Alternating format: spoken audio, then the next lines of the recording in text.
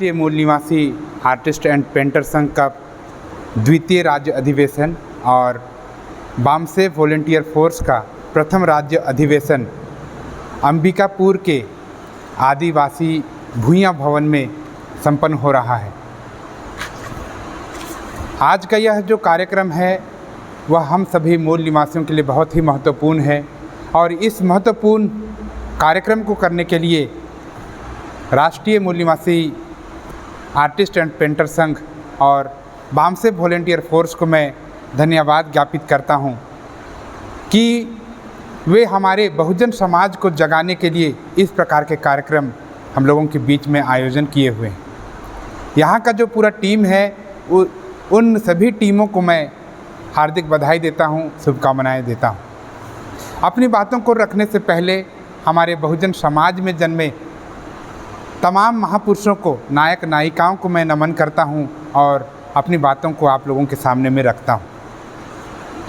आज का जो विषय है वह यहाँ पर दो विषय है, एक है आर्टिस्ट एंड पेंटर संघ के लिए और दूसरा विषय बामसेफ वॉलंटियर फोर्स के लिए विषय लगाए गए हैं।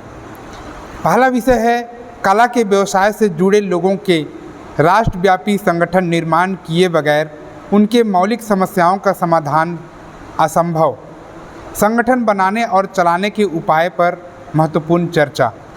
और दूसरा विषय है बामसेफ वॉलंटियर फोर्स के कार्य, उनकी भूमिका समाज के लिए क्यों महत्वपूर्ण है, एक परिचर्चा। ये दो विषय हम लोगों के बीच में लगाए गए हैं। साथियों,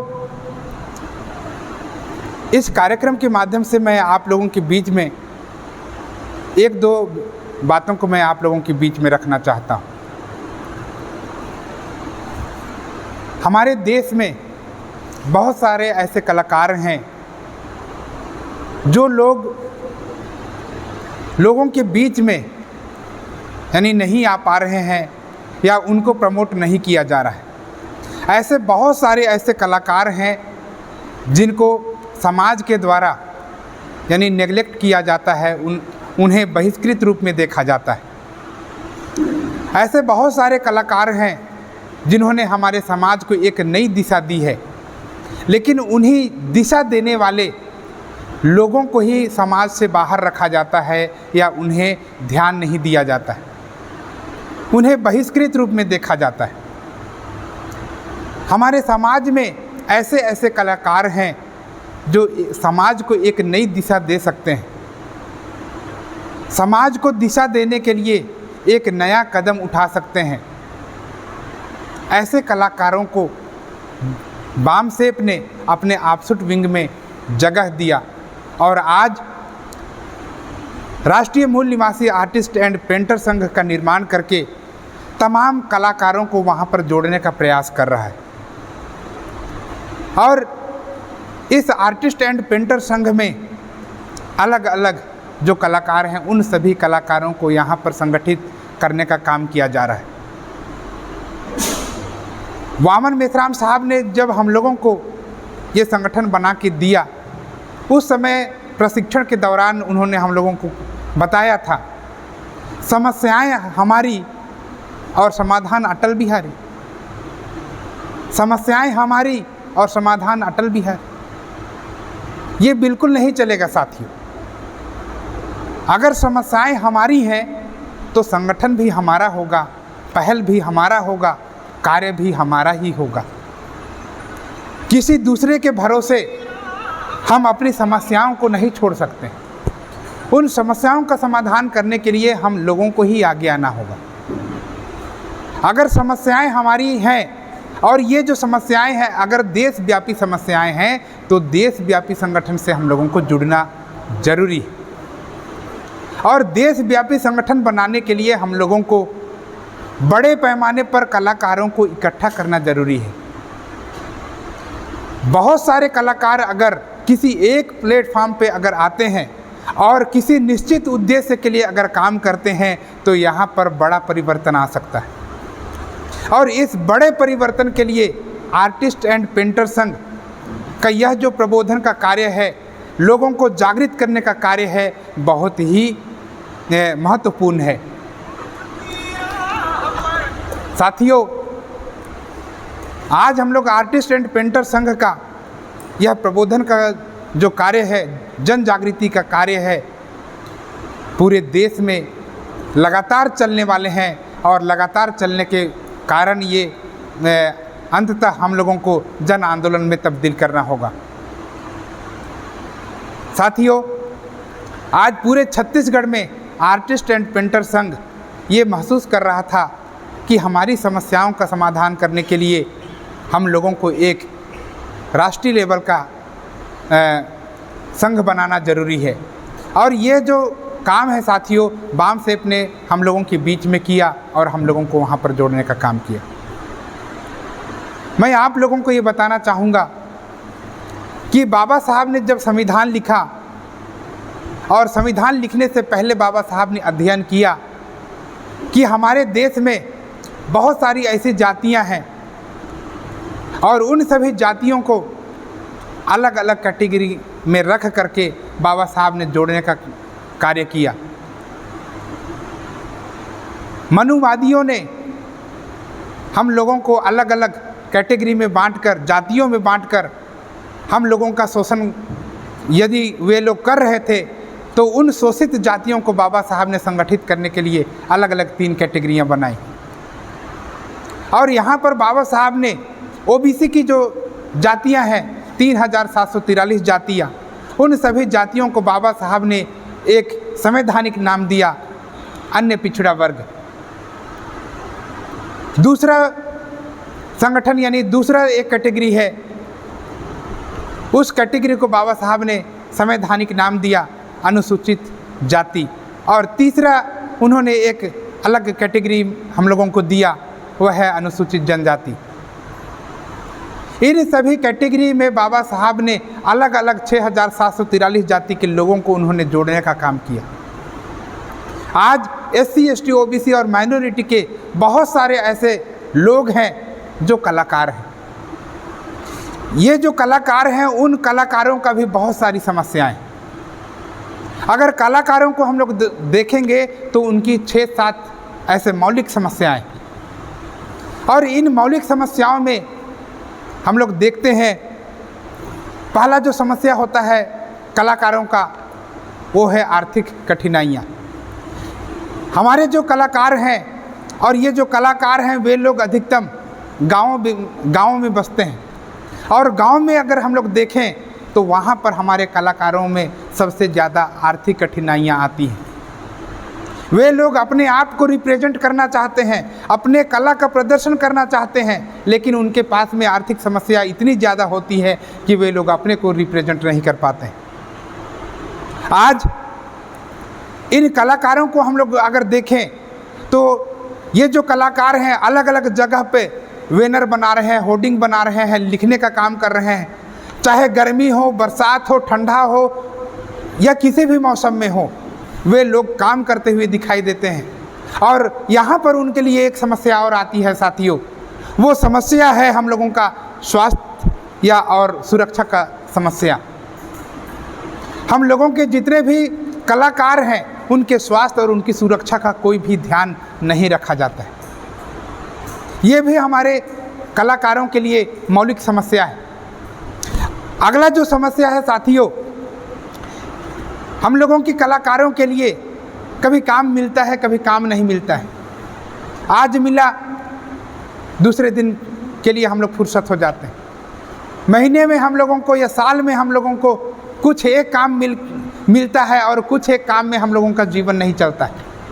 आज की जो समस्याएं हैं, आर्थिक समस्याएं हैं, रोजगार की समस्याएं हैं, स्वास्थ्य और सुरक्षा की समस्याएं हैं, इन सभी समस्याओं से जूझते हुए हमारे जो पेंटर्स हैं, कलाकार हैं, वे लोग आगे बढ़ते हुए दिखाई दे रहे हैं। अपना जीवन चलाने के लिए उनके पास में यानी जो समस्याएं हैं, अस्थिर रोजगार होने के कारण वे लोग अपना निर्वहन ठीक से नहीं कर पाते हैं। आज हमारे कलाकारों के बीच में बहुत सारी ऐसी समस्याएं हैं। मैं आप लोगों को उन समस्याओं को केवल पॉइंट को आप लोगों के बीच में रखना चाहता हूं। अगला जो चौथा समस्या है सरकारी समर्थन की कमी। पांचवा जो समस्या है असमानता और शोषण। और छठवां जो समस्या है प्रशिक्षण और विकास के अवसरों की कमी, और सातवां जो समस्या है संघर्ष और एकजुटता की कमी। यहाँ पर ऐसे 7 मेजर प्रॉब्लम्स हैं उनके साथ में, और इन सभी प्रॉब्लम्स को दूर करने के लिए इन कलाकारों का संगठित होना बहुत ज़्यादा ज़रूरी है। अंतिम एक जो समस्या है जिसको मैंने आप लोगों के बीच में बताया, संघर्ष और एकजुटता की कमी। ये जो कलाकार हैं अलग अलग जगह में अलग अलग भौगोलिक स्थिति में रहने के कारण उनमें आपस में एकजुटता दिखाई नहीं देती है, और इन सभी को एकजुट करने के लिए यहाँ पर राष्ट्रीय मूल निवासी आर्टिस्ट एंड पेंटर संघ का निर्माण किया गया है। उनको जोड़ने के लिए इस संगठन का निर्माण किया गया है। साथियों, आज राष्ट्रीय मूल निवासी आर्टिस्ट एंड पेंटर संघ जो हमारे ही समाज में काम कर रहा है और कलाकारों को जोड़ने का काम कर रहा है, तो यहाँ पर हमारी जो समस्याएं हैं उन समस्याओं को समाधान करने के लिए हम लोगों को एकजुट होना बहुत ज़्यादा ज़रूरी है। तो यहाँ पर अगर हम लोग राष्ट्रीय लेवल का अगर जो समस्या है उन समस्याओं को निपटने के लिए हम लोगों को राष्ट्रीय लेवल का संगठन बनाना बहुत ज़्यादा ज़रूरी हो गया है, और इसी के समाधान के लिए हम लोग यहाँ पर एकजुट हो रहे हैं। संगठन बनाने और चलाने के उपाय के लिए मान्यवर वामन मेश्राम ने हम लोगों को प्रशिक्षण के माध्यम से ये कार्यक्रम लगाते हैं। उसके बाद उस कार्यक्रम में हम लोग जाते हैं और वहाँ पर ट्रेनिंग लेने के बाद में हम लोग अपने समस्याओं के समाधान के लिए हम लोग चर्चा परिचर्चा करते हैं।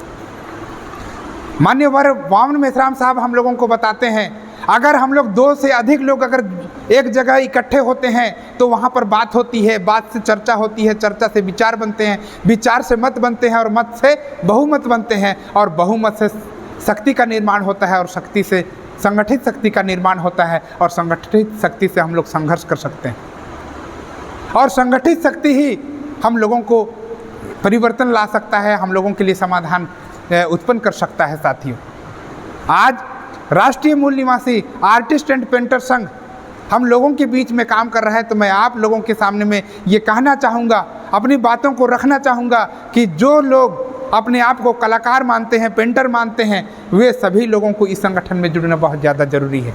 तो आप लोग ये काम करेंगे, जुड़ने का काम करेंगे और जोड़ने का काम करेंगे, निश्चित ही हमारे देश में, हमारे इस छत्तीसगढ़ राज्य में हम लोग एक बड़ा नेटवर्क हम लोग तैयार करने में सफल होंगे, और आप लोग ऐसा करोगे, मैं ऐसी आशा और उम्मीद करता हूँ। आज के इस कार्यक्रम में दूसरा विषय लगाया गया है, मैं उस दूसरे विषय पर भी अपनी बातों को रखना चाहूँगा। साथियों, यहाँ पर दूसरा विषय है वामसे वॉलेंटियर फोर्स के कार्य, उनकी भूमिका समाज के लिए क्यों महत्वपूर्ण है, परिचर्चा। यहाँ पर जैसे हम लोग देखते हैं पूरे देश में, अगर हिंदू वाहिनी का अगर हम लोग जिक्र करें तो हिंदू वाहिनी का एक संगठन है और वो अपने लोगों को जोड़ता है। उसके बाद में हम लोग देखेंगे दुर्गा वाहिनी को देखते हैं तो दुर्गा वाहिनी का भी अलग एक संगठन है, वहाँ पर भी लोगों को जोड़ा जाता है। उसके बाद में हम लोग आरएसएस को देखते हैं, वहाँ पर आरएसएस का एक संगठन है, वो भी अपने लोगों को जोड़ता है। वैसे ही यहाँ पर वामसेप ने पूरे देश में विकल्प खड़ा किया और वो विकल्प है हम लोगों का वामसेप वॉलेंटियर फोर्स। और ये जो वामसेप वॉलेंटियर फोर्स है वो किसी भी कार्यक्रम के सफल संचालन के लिए अपने लोगों को तैयार करता है, अपनी सुरक्षा की जिम्मेदारी लेता है और अपनी सुरक्षा अपनी जिम्मेदारी पर रखने के लिए माननीय वामन मेश्राम साहब ने हम लोगों के लिए ये संगठन बना के दिया। और ये वामसेप वॉलेंटियर फोर्स हम लोगों के समाज के नेतृत्व को बचाने के लिए, नेतृत्व की सुरक्षा के लिए बहुत ज़्यादा ज़रूरी है। आज हम लोग यहाँ पर वामसेप वॉलेंटियर फोर्स के इस अधिवेशन में हम लोग आज प्रबोधन कर रहे हैं और यहाँ पर आप लोग देखेंगे कि हमारे प्रदेश के वामसेप वॉलेंटियर फोर्स के प्रदेश अध्यक्ष मान्यवर फिरदियो सेक्का जी यहाँ पर उपस्थित हैं मंच में, और उनके दिशा निर्देशन और नियंत्रण में ये कार्यक्रम चल रहा है। यहाँ पर सामने में आज वामसेप वॉलेंटियर फोर्स के लोग यहाँ पर बैठे हुए हैं और ये वामसेप वॉलेंटियर फोर्स ही है जो हमारे कार्यक्रम की सुरक्षा के लिए वे जिम्मेदार हैं। तो आज वामसेप वॉलेंटियर फोर्स का भी हमारे समाज के प्रबोधन के जो कार्य हैं या जागृति के जो कार्यक्रम हमारे छत्तीसगढ़ में कहें या पूरे देश में कहें, ये लोग सुरक्षा की जिम्मेदारी लेते हैं और कार्यक्रम सफल होता है। तो साथियों, आज हमारे नेतृत्व को बचाने के लिए, नेतृत्व की सुरक्षा के लिए बामसेफ वॉलंटियर फोर्स बहुत ज़्यादा ज़रूरत है। तो मैं ये जो बामसेफ वॉलंटियर फोर्स आज पूरे छत्तीसगढ़ में ये प्रबोधन का कार्यक्रम, आज बामसेफ वॉलंटियर फोर्स का पहला राज्य अधिवेशन हो रहा है। इस प्रथम राज्य अधिवेशन में मैं हमारे फिरजू सेक्का जी, जो कि बामसेफ वॉलंटियर फोर्स के प्रदेश अध्यक्ष के रूप में निर्वहन कर रहे हैं, आज हमारे पूरे छत्तीसगढ़ में अपना टीम खड़ा कर रहे हैं। आने वाले समय में बामसेफ वॉलंटियर फोर्स प्रत्येक ज़िले में ये फैल जाएगा, ऐसा हमें उम्मीद है। और आप सभी लोग बामसेफ वॉलंटियर फोर्स में हमारे नेतृत्व के सुरक्षा के लिए आप लोग काम करेंगे, ऐसी मैं आशा और उम्मीद करता हूँ। आज के इस कार्यक्रम में मुझे बोलने का मौका दिया, इसलिए मैं राष्ट्रीय मूल निवासी आर्टिस्ट एंड पेंटर संघ और राष्ट्रीय बामसेफ वॉलंटियर फोर्स को मैं तहे दिल से हार्दिक बधाई और शुभकामनाएं देता हूं। साथियों, आज के इस कार्यक्रम में मैंने आप लोगों के बीच में बातों को रखा। आप लोग बातों की गंभीरता को लेते हुए आप लोग यानी बामसेफ वॉलंटियर फोर्स और राष्ट्रीय मूल निवासी आर्टिस्ट एंड पेंटर संघ को बढ़ाने का काम करेंगे, ऐसी मैं आशा और उम्मीद करते हुए अपनी वाणी को यहीं पर समाप्त करता हूं। आप लोगों ने मुझे बोलने का मौका दिया, इसलिए आप सभी का आभार, आप सभी को धन्यवाद। जय मूल निवासी।